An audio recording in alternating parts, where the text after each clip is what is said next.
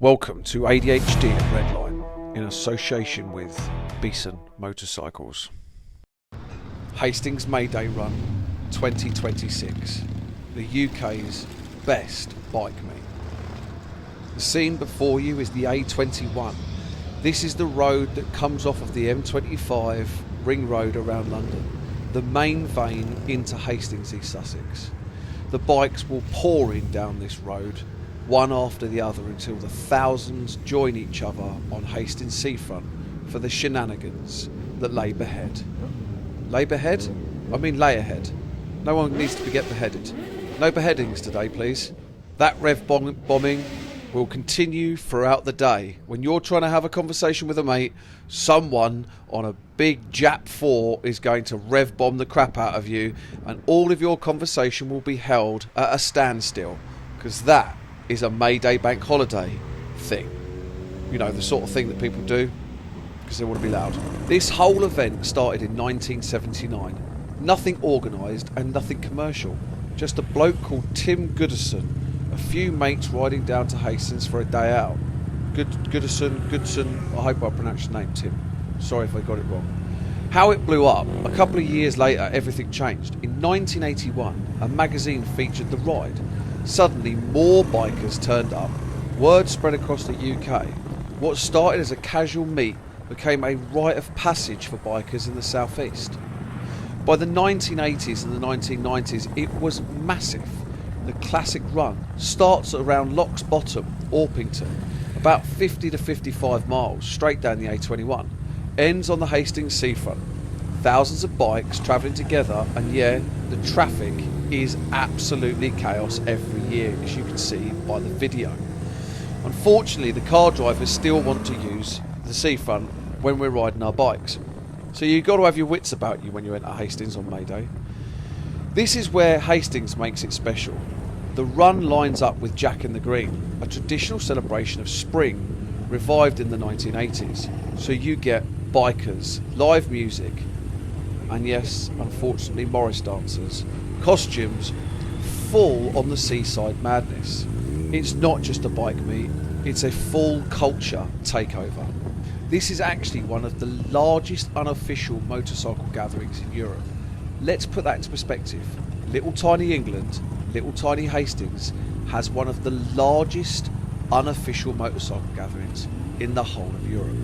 Tens of thousands of bikes every year. When I was a kid, it was 25,000 motorcyclists would turn up.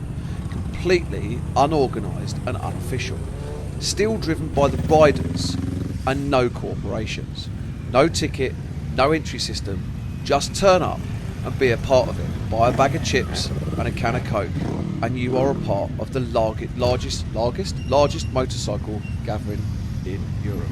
I've been coming to this event on and off since I was a child. Literally since I was a little baby, I would be in a buggy walking up down the seafront looking at this. Well, not looking at it, I was a baby in a buggy, I was probably eating a lollipop, but you get the point. And this is a fantastic event, but you do have to be aware when you come to it. There are going to be some bellends that might do burnouts and wheelies, and you've got to have your wits about you. But 99% of all the people that come here are completely and utterly behaved, and they will just ride their bikes, park them on the seafront and walk up and down and talk to each other. These events are huge parts of motorcycle culture. We need these events. We want these events to happen more often, and it is a terrible shame that a lot of other councils are shutting these events down. Large groups of like-minded people gather for a conversation and some lunch, and we have organisations trying to shut it down for no other reason than the fact they don't like the sounds and the noises of motorcycles and burning fossil fuels. But yet they will allow other things to go on that are worse than this.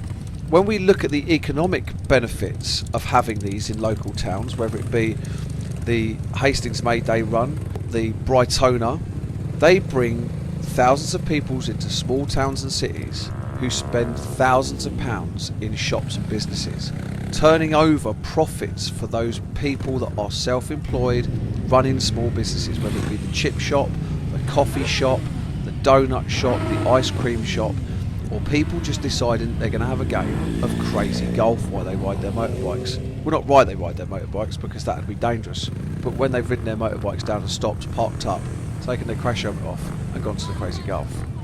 Because you couldn't play Crazy Golf on a motorbike, I don't think. One of the biggest things that we would lose if we stopped having these motorcycle meetings around the country, whether it be Hastings or Southend Shakedown, is the sense of community. There is a massive sense of community in motorcyclists when they appear on the seafront or they appear at a cafe and they discuss stuff. And some of these people may actually be quite lonely people, and their motorcycle might be their only in to a place where they can go and talk to people, have a cup of tea, discuss their problems, discuss why they ride, discuss any mechanical issues they've got, or where to take their bike to be fixed, or where people buy their tyres from. And that gives people something they might be missing in their life. To remove these big meets means to remove a huge community that is accessible by anybody with a motorcycle. In one of my previous videos I discussed motorcycle culture. I discussed the UK motorcycle culture, where it began, how it evolved and where it moved forward to. Well, the modern motorcycle culture is not that of the ton-up boys or 1% motorcycle clubs.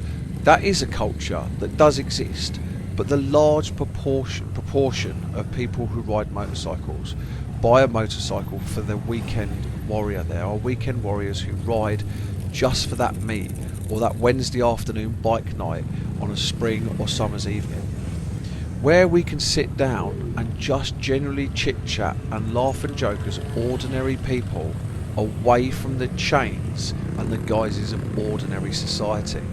Most of us don't want to be a part of the ordinary society, the politics, the this, the that, the who's, the where's and the why's. We get bored of it, we get overloaded by it. We have politics in our country, we have politics in our workplaces, we have politics in our family homes sometimes.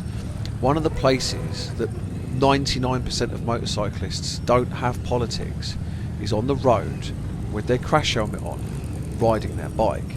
And when they appear to these places like Hastings Seafront on this wonderful day that is Hastings May Day Run, there is no politics.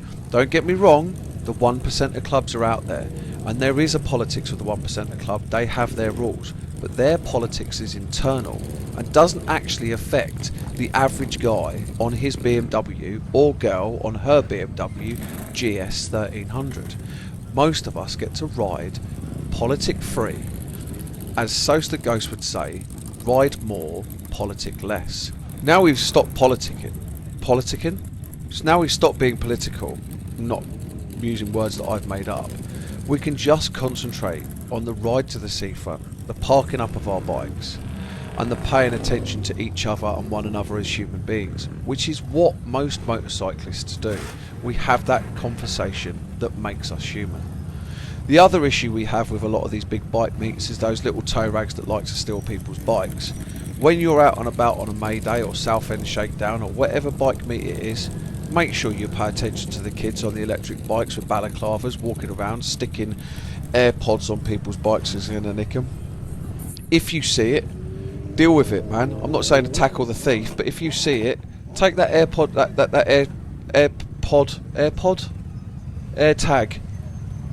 I had to ask Tony then, she's over there. Take that AirTag off of that guy's bike and stamp on it, you know.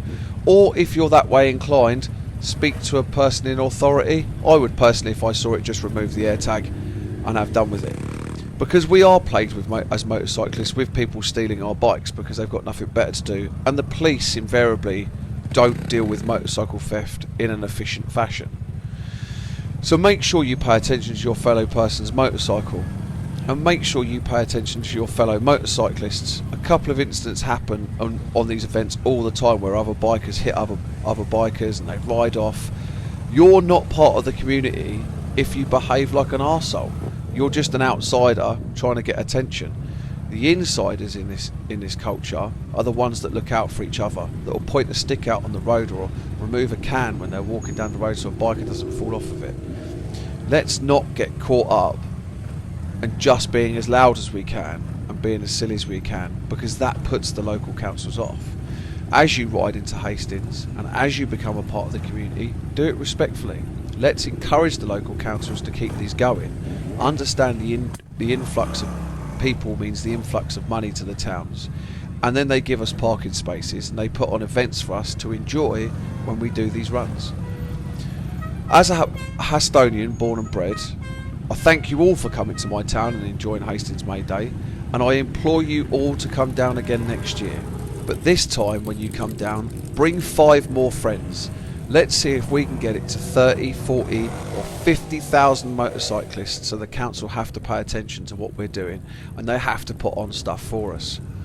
Happy riding. Hopefully I'll see you again next year. Thanks for watching. If you enjoyed this episode of ADHD at Redline, don't forget to hit the like and subscribe button.